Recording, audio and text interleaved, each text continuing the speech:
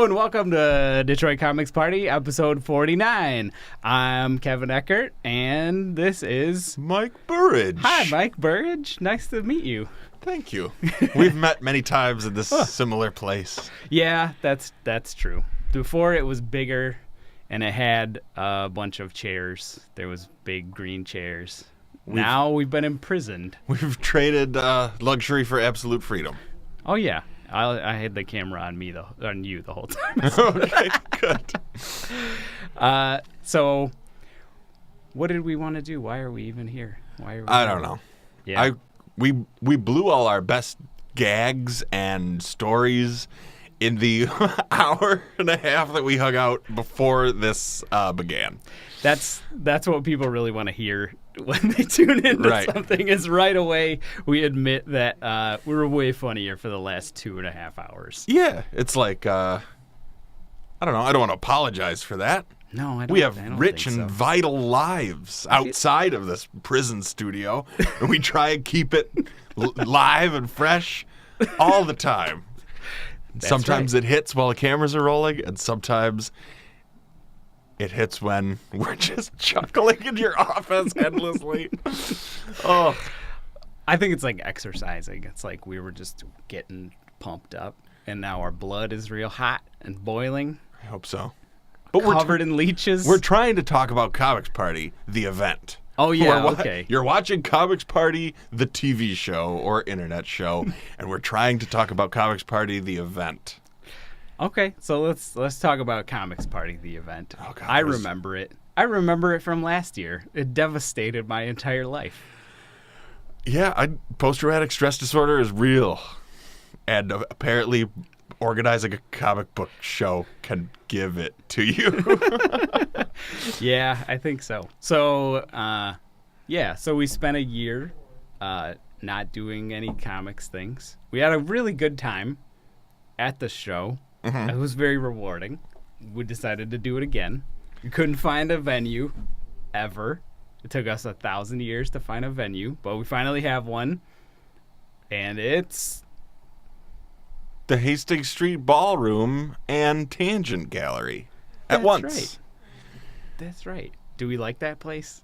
I think no, but there's been good shows there, and there was I have many a drunken rave story from Tangent Gallery. I think everybody does. And Ultra Mega was at least a couple of them were at Tangent Gallery. It's a good empty space, which I guess is I think like last year we had to work to even make City Club into an empty space. Yeah. Because it was full of pianos and stuff. But City Club, the whole joy of City Club was that it was so fucked up. Yeah, I think so. And that's what we asked for, and that's what we got, I think. So there's nobody to fault for that except ourselves. But it's cool. Like this year, it's empty. It'll be clean. Mm-hmm. There's climate control, an invention of the last 100 years or so, which we've decided to implement this time. And so it's going to be nice. We have a few less exhibitor spots this year, just because of the size of the space. And it's just going to be real straightforward. Starts at noon. Goes till 8 p.m., and it's free for everybody to go, for the public. On June 23rd. On that day. It's finally switched over to your camera. Okay, great. Oh, it doesn't matter. I don't need to be on the camera. It's fine. I can just switch it back. Oh, do you want to? Look, this one shows both of us at the same time. Yeah, just leave that one. You can really watch get an idea watch of TV. Fucking hair grease. Right. Oh yeah. I'm freshly washed. I have been upping my hygiene game. Like, you still get the reflections, but that's because my hair is naturally luxurious and reflective. I think that's probably true. Yours looks pretty clean right now. It's good. That's good.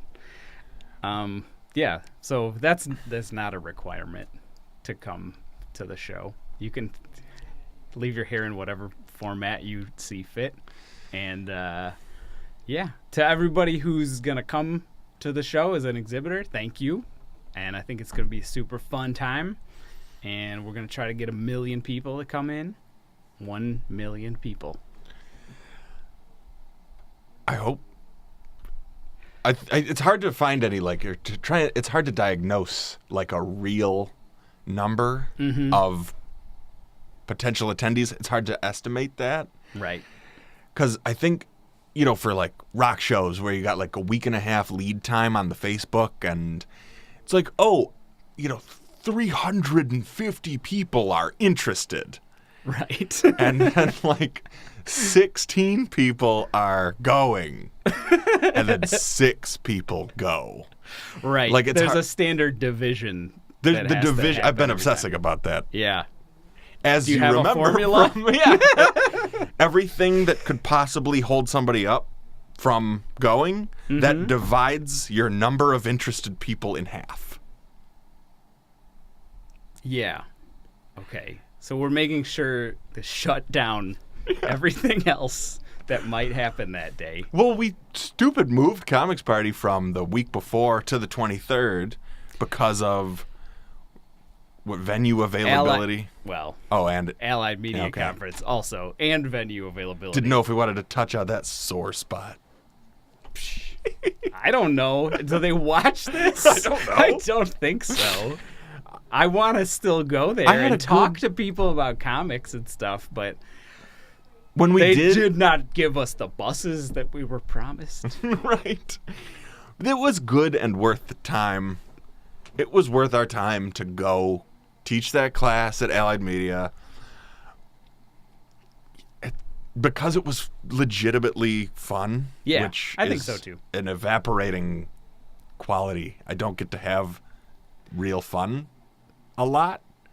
Yeah, it was cool. And they were nice while we were there, and like they brought us some people to learn about comics and talk to, and overall that was a super fun experience. And I think this year, if they accept the proposal, we'll be doing like a publishing consulting, like live publishing consulting. Real-time publishing consultants. Yes.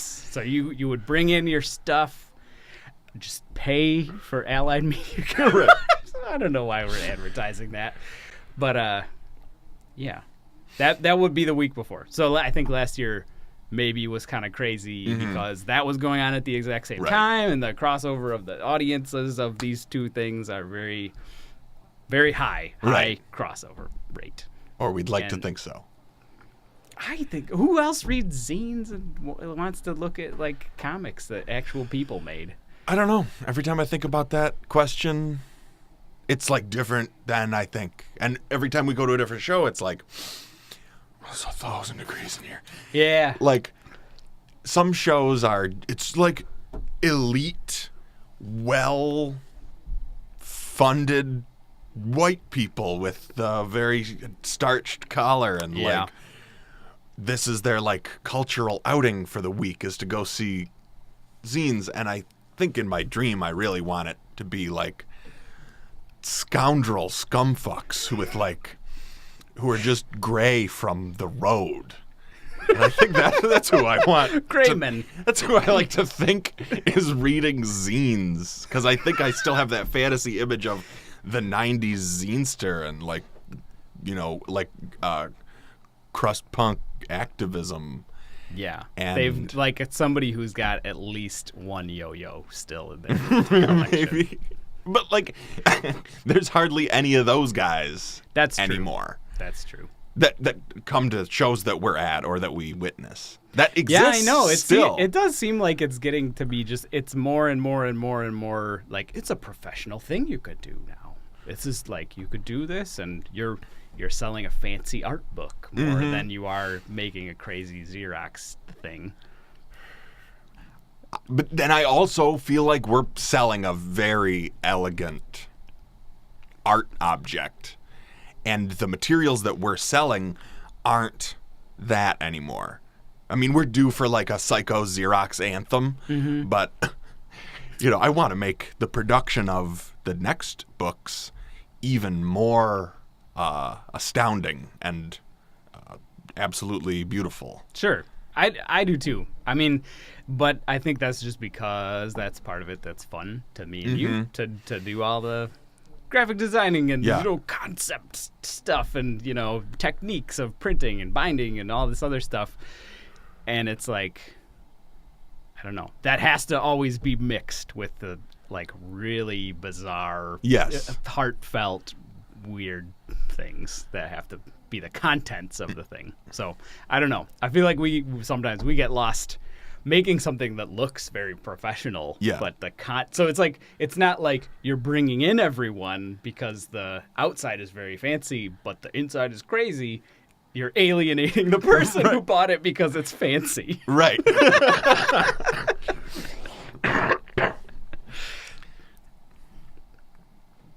This is a big problem. Right.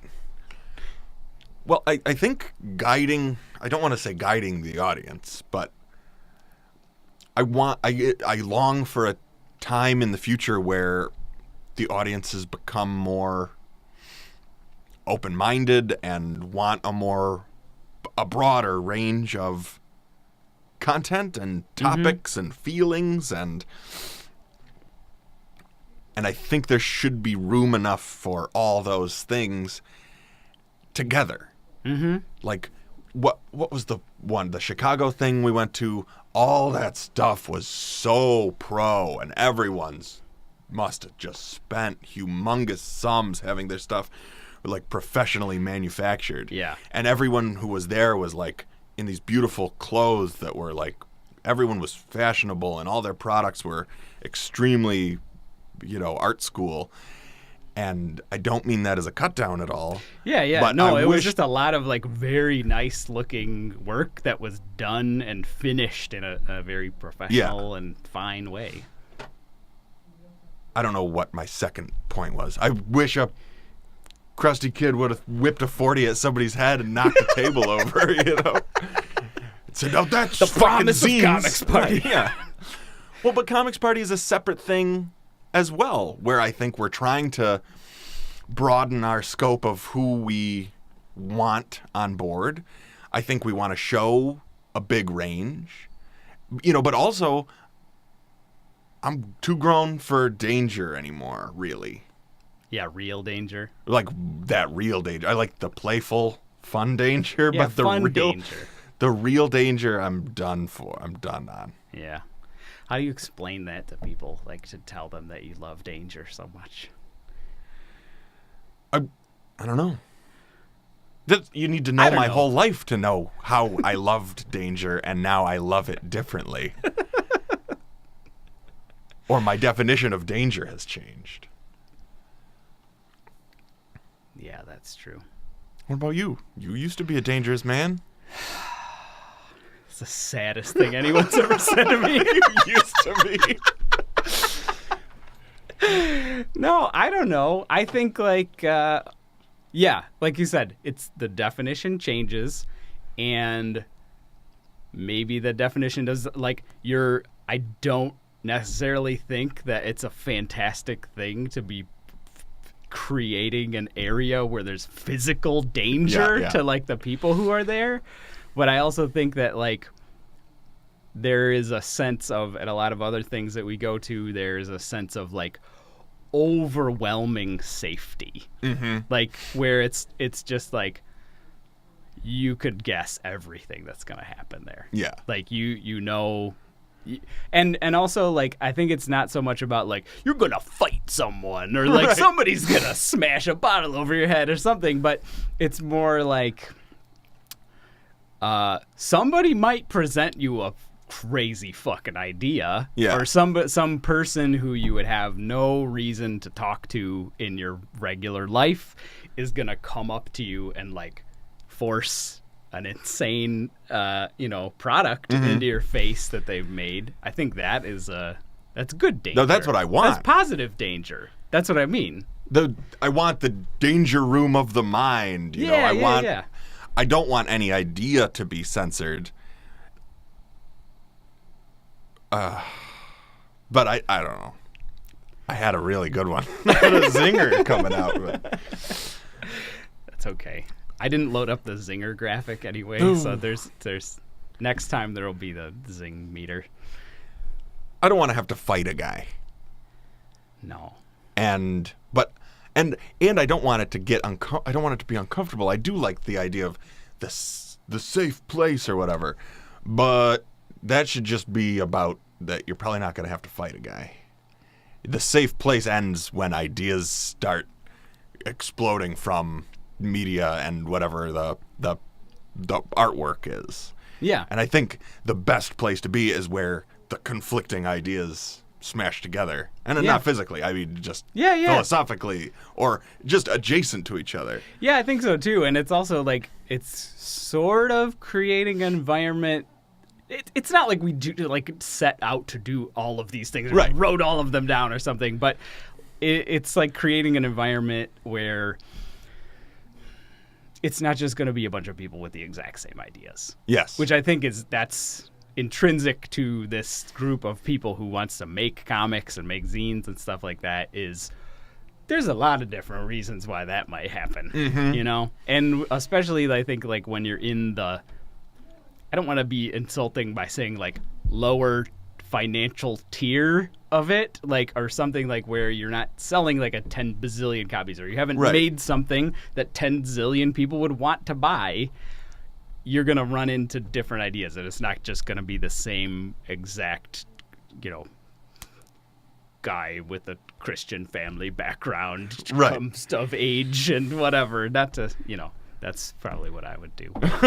You know, if you really wanted to sell books. Yeah, yeah. But it's like there's a lot of different ideas. There's a lot of different people and people from different strata of society, and you're gonna get into the tornado.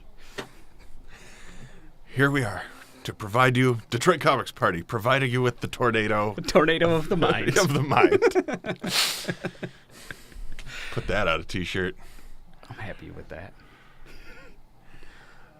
And I want it to continue to be, even though this is going to be a way easier to digest Comics Party event than last time.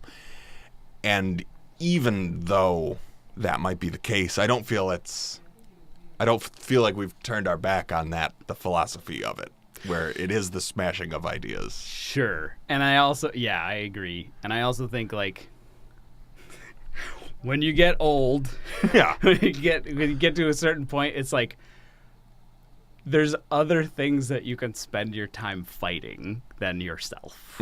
Like, you know, I think like there's a self-flagellating impulse of like, let's make it really hard and everyone will know how hard it is. Yeah. This was so difficult. Right. And you can tell just by being in this place how difficult this was. You know, it's like a performance of some kind. But it's like, you know, I don't know. I want people to sell a bunch of comic books. I want to meet them. I want to talk to them. I want to give them a cool place to, you know, sell books. And I want to make everyone else come there. Yes. You know, to buy books and look at stuff. I want to show people their new favorite artist. I think we have a pretty well-controlled range of artists, and if we pack enough people in there who probably don't live for zines and independent publishing and independent comic books, they're going to find the thing that turns them on. We aim to make a higher probability of the layperson finding the thing that's going to be their favorite thing. Yeah, exactly. No. That's the danger. That's the kind of danger. It's like we want to create this very interesting artistic hole in the sidewalk for people to fall into. Yeah. Like that's what I want to do. So, anyway, this has been horn tooting, own horn tooting. Well, yeah, I think that's okay though. That's fine. Describing our thing that we'd like to do. Yeah. We're allowed to do that. That's true. I was just taught from a very early age that's not okay to do. I know. I'm just coming to terms with like that's okay. Yeah. I'm really... Please keep saying it out loud. We have some skills and we have some ambition and it's taken us 60 combined years to figure out how to do it, but now we're doing it. And our next books are going to be off the chain ridiculous. Yep. Our event's going to be very strong. I'm going to learn how to draw again just for this book that we're going to do. And we're going to see all our friends. And everyone there is going to see all their friends. Everyone there is going to see all of our friends. Yeah. Yeah. That's what's cool about it. Yeah, I don't know. That's an idea that I think is cool too. Is like that's a component of other comic shows that I think is neat, where it's like I'm at Comix summer camp and all my friends are here and it's fun. Like it's cool. It's like these are the only couple of people on Earth who do this same weird thing. Yeah.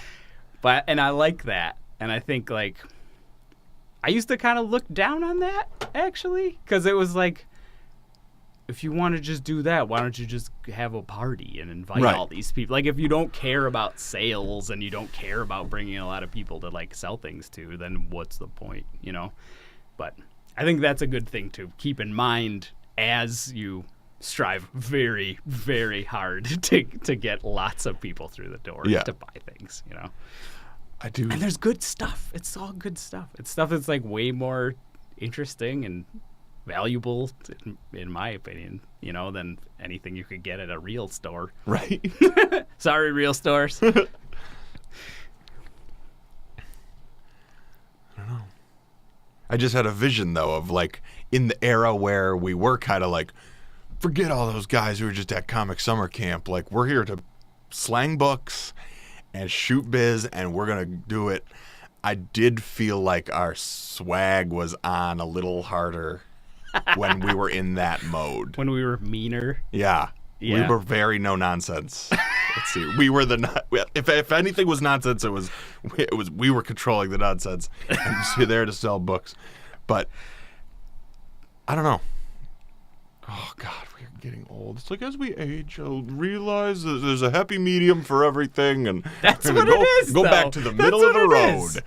I don't know. Is it okay? Yeah, let's go back to the middle of the road. I think it's go back to the middle of the road though. It's like not drinking too. Yeah. Though I mean, we're coming out as non-drinkers now. Should I have? Oh no, I'm fine with it. I made your lower third say. Non-drinker. Don't give this guy a beer anymore. Don't give this guy no beers anymore. I hope that's okay. No, but I don't know. That's getting older too. Getting older and not like freaking out about people thinking you're so cool for being like a crazy wild person, you know? Like, I don't know. I feel good. I don't have to be super crazy all the time anymore. And I can use the crazy energy for, like, making things instead of, like, trashing somebody's house. You know? Nice stuff. We can do nice stuff. But I think when we would show... saying that, and I agree with you entirely, then we step up and we put our thing down and we show Laid to the Bone and we show We Buy Handguns... That edge is still there and can still cut pretty good, I think. I think so, too. But, yeah, my hope is that the cameras are all broken. It's all broken. Go back to webcam live shot. Or wide shot. Yeah. Like this one? Yeah. There's this one, too. This one's just like... floating I like Muppet heads. The high contrast mode. That one's terrible. Perfect. But yeah, anyway, this year, funnel all energy into creative projects and not destroying your own body and life. And that's going to have more effect on the world, I think. That's going to help us out. And we're going to see some good books. Yeah, exactly. And that, like, I think we've said this 10,000 times too, but that's a lot of the reason for doing any of this stuff. That was the reason for Royal Oak Comics Party. That was the reason to start doing podcasts. That was the reason to start doing a TV show. That was the reason to start doing the expo. Like, that's kind of always been the reason. It's like, nobody knows anybody. Right. Comics people are solitary and lonely and don't reach out to meet each other for the most part. And, this is how it goes. Like, this is the only way that we can meet each other. Right. It's by being forced to go to summer camp.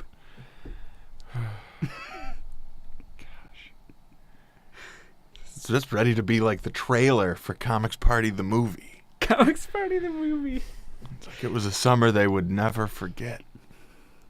I hope so. It's like the movie Mac and Me. Don't make any pop culture references. You know, I have no idea. I don't ever know. I just had I don't know. Isn't that what that movie was about? It was a summer they never forget. I'm not and then joking. Mac shows up, and he's an alien. Okay. Or is the boy Mac and the alien is me? How would I know? I'm not really asking you. I'm only messing with you. I have no idea. I'm going to shut off all the other cameras except yours. No, you say you're good. I didn't have anything. I'm just very baffled. The only thing, like, pop culture-wise that I've absorbed in the last many years is I watched every episode of Frasier. And I'm halfway through 90210. Oh, good. I think that one's going to do me more good. I think as far as, like, references go. Because there's references within that one. Non-operatic references. This is not a snuff podcast. Are you okay? Do you want my grandma bottle I of have my of grandma water? bottle. It's good. Okay. I inhaled my own spit wrong. Nobody can fault you for that.